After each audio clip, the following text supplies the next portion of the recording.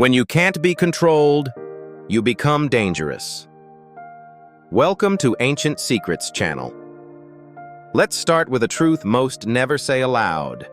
When you stop being easy to control, people don't respect it. They fear it. Suddenly, kindness fades, conversations shift, and people who once praised you now distance themselves. Why? Because your independence threatens their illusion of influence. The Stoics taught that real power isn't loud or forceful, it's the quiet strength of refusing to be manipulated. Just like Adam, who started setting boundaries and living by principle. At first, he thought that would earn respect. Instead, it made others uncomfortable. Not because he changed, but because they couldn't change him anymore. That's what control does. It hides in false praise until your freedom exposes it. So if they react when you choose yourself, don't panic. It's proof you're breaking free. 1. They manipulate with guilt and flattery. When people can't control you directly, they don't always walk away. They switch to guilt. Subtle comments like, "After all I've done for you," or flattery like, "You're the only one I trust," are emotional traps. It feels like love, but it's control in disguise. They want you to bend without realizing it. That's why Stoicism teaches self-mastery.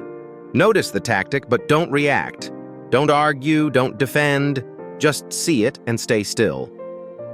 I once had someone who praised every yes I gave, but grew cold at every no. That's not connection. It's manipulation. Your power lies in being clear. Say no with peace. You don't owe an explanation for protecting your energy.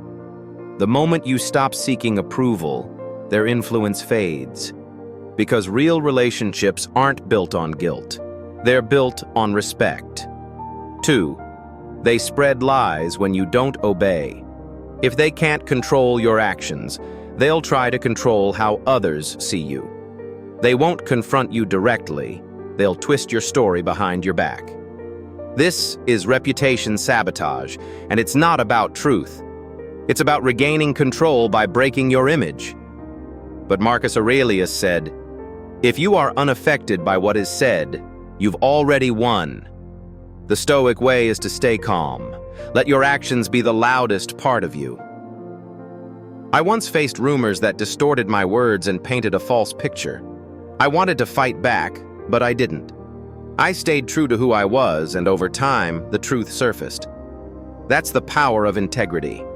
The lies always collapse under the weight of your consistency.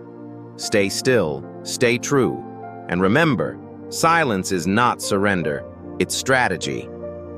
3. They play the victim to make you the villain. When they can't bend you, they flip the story. Now you're the villain, and they're the wounded. They cry, exaggerate, and seek sympathy, not to heal, but to gain leverage. It's a psychological game. Twist your firmness into cruelty. But Epictetus reminds us, a wise man does not allow others to dictate his emotions. That's your anchor. I once set a boundary someone didn't like. They ran to others claiming I had changed. At first, I wanted to defend myself, but then I didn't. The act unraveled. Because their script requires a reaction. Don't play the role. Let their silence grow louder than your explanation ever could. Truth doesn't need performance, just time. If you remain grounded, their manipulation has nowhere to land. You don't have to fight a story that was never true. 4. They try to isolate you from support. When direct control fails, they try to cut off your roots. They'll subtly plant doubt in your friendships, whisper that someone close can't be trusted, or stir quiet conflict. Why? Because support gives you strength, and they need you alone to control you. This is divide and conquer. But Stoicism reminds us, surround yourself with those who improve you. I once had someone try to drive a wedge between me and those who believed in me. For a time, I questioned everything. Then I saw the pattern. Instead of reacting, I nurtured my real connections. I focused on the ones who saw my truth, and the fake ones faded. Real relationships survive rumors. The ones that don't weren't meant to last. Let the weak fall away. Keep the strong by your side. Chapter 5. They undermine your confidence. They won't attack you directly. Instead, they ask just enough questions to make you second-guess yourself. Are you sure that's smart? Is that really the best idea? It seems casual, even caring, but it's strategic. Their goal is to shake your belief just enough so you need their validation again. But confidence doesn't come from agreement. It comes from self-trust. Epictetus taught, "Don't seek approval from others. Seek consistency within yourself." I used to over-explain every decision, hoping for reassurance, until I realized I was giving others the power to approve my direction. Now, when someone asks, "Are you sure?"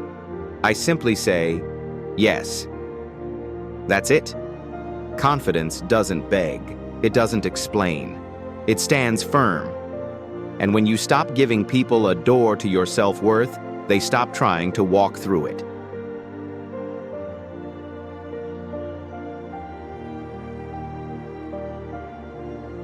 Six, they provoke you, just to watch you react.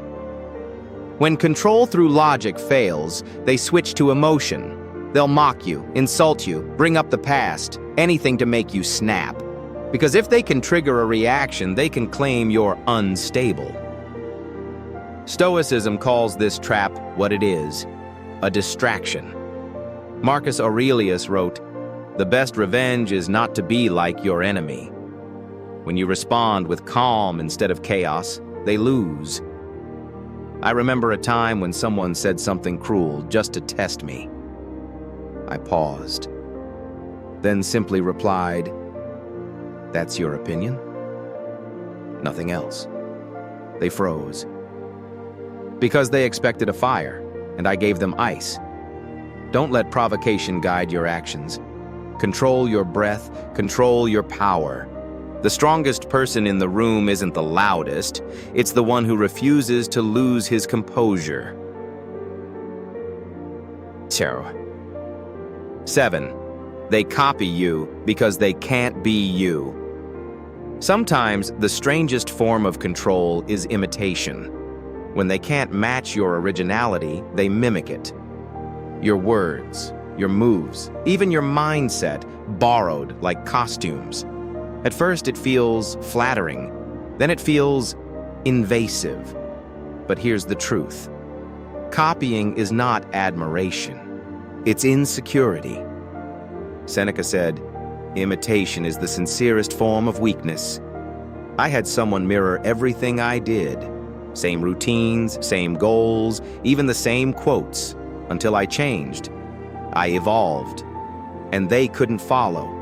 Because you can copy the steps, but never the soul. So don't waste energy on imitators. Keep building, keep growing, keep leading. Because your light will always shine brighter than their shadow. They'll always be a step behind, chasing a version of you they'll never understand.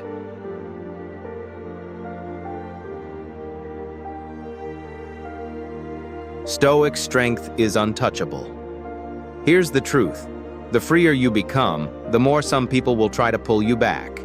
Not because they hate you, but because your peace threatens their control. They'll test you through guilt, lies, victimhood, isolation, doubt, emotional games, and imitation. But none of it matters if you don't react. The Stoics didn't teach us to dominate others. They taught us to own ourselves. So stop explaining. Stop shrinking. Stop seeking approval in places that never offered freedom. Your calm is your shield. Your clarity is your weapon. And your silence? That's your power. Next time they try to control you, don't fight. Just smile. Then walk forward like someone who already won. Because in the end, the most powerful man is the one who knows you can't be controlled.